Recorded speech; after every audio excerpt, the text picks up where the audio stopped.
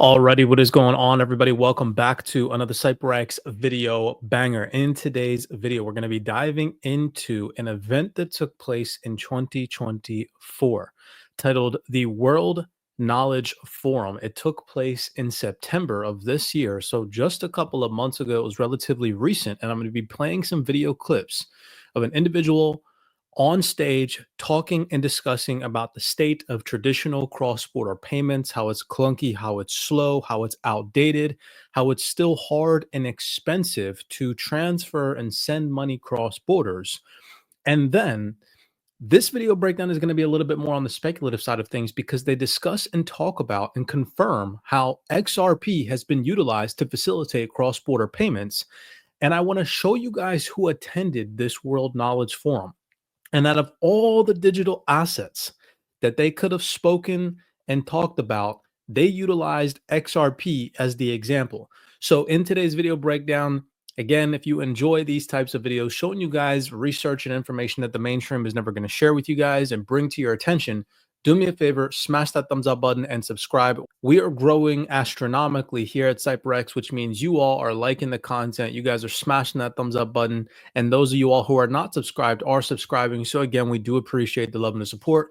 Without further ado, let's jump in today's video breakdown. So let's jump into this. And first, let's just look at who attends or who has attended this World Knowledge Forum in past previous events. And then we'll get into who recently attended this event. And again, I just want you all to consider. I know that this is more so leaning on the speculative side of things, but just ask yourself the question. Out of all the digital assets that they could have utilized, thousands of them as an example to present to this type of audience, and you're going to see who is sitting in the audience. I'm going to scroll down the attendees list. Why would they have chosen XRP? It doesn't make any sense to me if XRP is trash, if it's not going to be utilized in the future in some way, shape, or form. Why would they have chosen that one to present to this type of audience? So, about the WKF, this is the World Knowledge Forum. Prominent speakers at previous events, just so you can see the scale of this, included state leaders such as George W. Bush, the 43rd President of the United States, Theresa May, 76th Prime Minister of the United Kingdom, Nicolas Sarkozy, the 23rd President of the French Republic, and Gerard Schroeder, the 7th Chancellor of Germany, President of international organizations, also have participated, including Jim Yong Kim, the 12th President of the World Bank, founders and CEOs such as Bill Gates, co-founder of Microsoft Corporation, Larry Ellison, chairman and CEO of Oracle Corporation, John L. Hennessy, chairman of Alphabet, and George Soros, chairman of Soros Fund Management. So, okay, do you guys see what I'm saying? This is not just some like random event. This is not some like, oh, retail traders go here. No, this is like the elites, the cabal, okay? They're the ones at these types of events. And so continuing down the rabbit hole, let's just look at who recently attended the most recent event. We have former White House Chief of Staff representatives, John F. Kelly. Let's just go down the list. I didn't even like fully look at this. Just a couple of names presented themselves to me where it like kind of clicked for me, but let's just look at who else we got. Let's see. Let's scroll. Matter of fact, let's just scroll up to the top of it. I mean, this is insane, the people that are attending this event. And so again, when I show you guys the video clips from this event where they're talking about cross-border payments being clunky, slow, and outdated, and then they talk about how blockchain has been utilized to facilitate faster, cheaper cross-border payments, and they talk about XRP as an example, it doesn't really make any sense to me that if XRP is some trash coin and it's scammy and it's going away, they would use that as the example to present to all of these people. All right, so let's just go down this list. So first off, something that stands out for me is we have a former CIA intelligence analyst here. Interesting. Let's see. Who else is another big one that we can see? The 13th Prime Minister of Israel. Probably nothing, right? Let's continue to scroll down. We got the COO of Google, DeepMind, attending this event. The 27th White House Chief of Staff. I don't know why there's so many White House Chief of Staff representatives here, but again, to each his own, right? We got the former president of Argentina attending this event. One of the largest consulting firms on the face of this earth, McKinsey & Company, global managing partner. We got large institutions, Franklin Templeton, senior vice president. We have the Embassy of Israel's defense attack representative. We got another former White House director of economic policy attending this event. We got the freaking president of the Senate of Cambodia attending this event. So you guys can see clear as day that this is not just some like random list of people that are not in some way, shape, or form systemically important individuals. And I mean, the list goes on. You could take some time and look for yourself, but this is just crazy to me via the information that it is that they cover in this particular video breakdown. So again, utilizing our logical thinking, okay, why on earth would they present XRP, the digital asset, as a solution that solved cross-border payment problems at this event to such large systemically important individuals, organizations, countries, jurisdictions, if there's thousands of other digital assets to choose from, right? And if XRP is garbage. So let's just take a second and listen. I'm going to play a couple of video clips that this gentleman on stage, let's see if we can, Bruce Tuckman, is his name, I guess, presented at this event that again just took place. This video was posted 3 weeks ago. Take a second and listen. I have like 4 video clips back to back that I'm going to play for you guys. Just listen. Thank you for coming. I'm delighted to be here and delighted to have you all here. So 15 years ago it was that we had the first Bitcoin transaction in 2009. At that time, the paper that launched Bitcoin said the goal was a peer-to-peer version of electronic cash, so people could send money directly to one another without financial intermediaries. Okay, so we'll eventually call that real-time gross settlement. It means you just send one payment from one person to another without anyone in the middle. So that was the dream 15 years ago. If we look forward to what's happened today, look back now from 2024 over the past 15 years, payment systems have actually greatly improved. When I mean greatly improved, I'll talk about in terms of speed, convenience. Convenience is mobile phone because now so many payments are on the phone, and access, that people who don't have any access to the financial system or didn't now do. So, okay, now I want to come back to cross-border payments as I described in the outline. So first of all, why cross payments so difficult in the traditional system? So say we want to send some money from Boise, Idaho to, I'm going to pronounce it wrong, Buchan, right? So we want to send money from there to there. How is that going to work in traditional payment systems? Well, first, the payer has to send to its bank, has to put the money into its bank. Secondly, the money has to move to an international correspondent bank. I'll explain what I mean by correspondent bank in just 1 minute.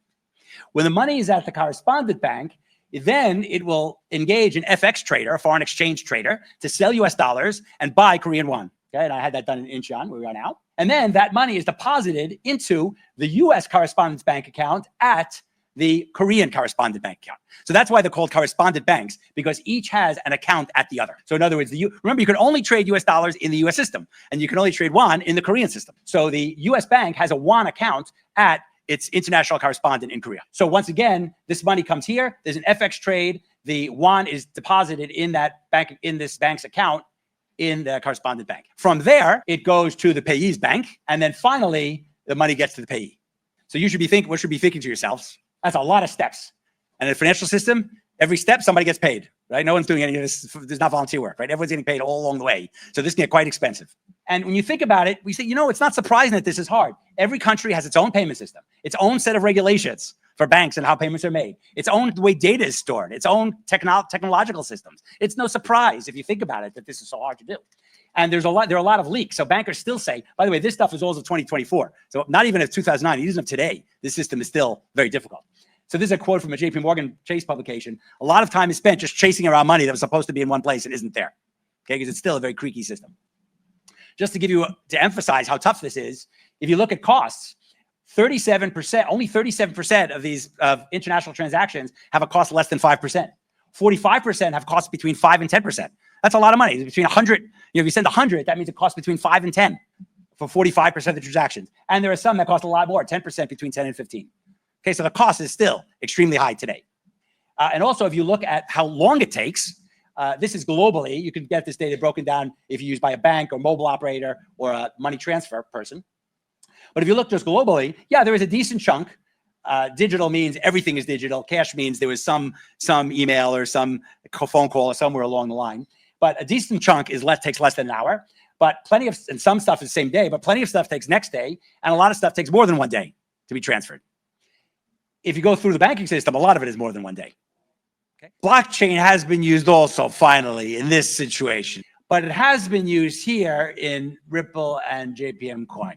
So I'm sure this audience, if you've come here, I'm sure you know what blockchain is, but for this talk, we'll just say it's a ledger. It keeps track of who owns a certain but for JPM coin. So I'm sure this about, but it has been used here in Ripple and JPM coin. So I'm sure this audience, if you've come here, I'm sure you know what blockchain is, but for this talk, we'll just say it's a ledger. It keeps track of who owns a certain token, and you could just transfer ownership very quickly of a token from one person to another on the blockchain, and that happens instantaneously. Okay, so that's all I'll say for blockchain now. So I'm going to give two examples. One is Ripple and one is JPM coin. So I'll talk about the differences in a minute, but the way it works is incredibly simple, right? It's that if you're US dollars, and again, I want to send money from the US to Korea. So all I do is I sell my US dollars and I buy a token. I'm going to talk about the two different kinds of tokens in a minute, but I sell my US dollar and I buy a token on a blockchain. And then all you do is you switch on the blockchain, you switch the ownership to the person that's supposed to get it. And that person sells the token for one. Okay. So whoa, that sounds like, whoa, that's so fast compared to when I showed you all those arrows before. Okay. So let me just talk though. It's not quite as easy as it sounds. Let me just describe why. So Ripple is one company that's been doing this since 2012. Its token is called XRP.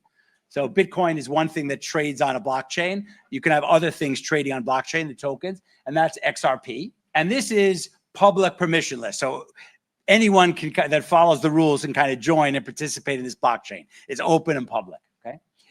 So the way the system works is if I want to send this money, I will look in Ripple's system and look for someone to quote me a price for essentially changing my dollars into yuan. If I find something that I like, I will do this transaction.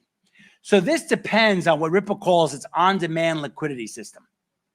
And then if it works in seconds. Okay, so you heard the individual representative there present XRP as this solution to what has solved and made cross-border payments much more efficient, fast, and 10 times better than traditional cross-border payments. And I just showed you all the attendees list of who is attending this event and who has attended previous WKF events in the past. So just ask yourself the question, again, just logical thinking. If we're so crazy as researchers and individuals that hold the digital asset XRP and see its value and what it can solve in terms of cross-border payments, why on earth would they be presenting XRP as this solution that has solved this problem of clunky, outdated, cross-border traditional payment systems to this large group of individuals that attended this event? I'm just, again, attempting to get the brain juices flowing. And I thought that I'd present this information in such a way to just kind of, ask yourself that question. Does it make sense? In my personal opinion, no. And I firmly believe that we are correct about the longevity of this digital asset and where it's headed in the future and what it's going to be utilized for. Stick to your guns, do research. This is the type of information that's never going to reach the mainstream. The masses are never going to know that they presented XRP as the solution to clunky, outdated cross-border payment systems to these large-scale market participants, these systemically important people from multiple jurisdictions all over the world. They're going to fudge you out on the internet. They're going to tell you that it's a scam. But think about it. There's thousands of digital assets that they could have presented to this audience, and they chose XRP in this presentation. Somebody behind the scenes, just think about all that had to go through to get this presentation on the screen in front of these people. First, they had to make the presentation, so they knowingly put XRP on this PowerPoint presentation. And then someone above, whoever is in charge of these types of presentations, had to most likely approve this presentation. So they had to go through and knowingly see that XRP was going to be presented to this audience and then approve it. And they did. So again, to each his own, do your own logical, critical thinking here. And move accordingly. Okay. Not financial advice, but as always, just trying to show you guys devils in the details. This is information that the mainstream is never going to bring to your attention. Do me a favor, smash that thumbs up button and subscribe to the platform. We do appreciate the love and support. Again, more so of a speculative video breakdown. I get that, but still, just let's use our critical and logical thinking here and tap in. As always, many blessings to you guys. Be cognizant, be aware out there. None of this is financial advice. Always do your own personal research, and I'll see you guys in the next video breakdown.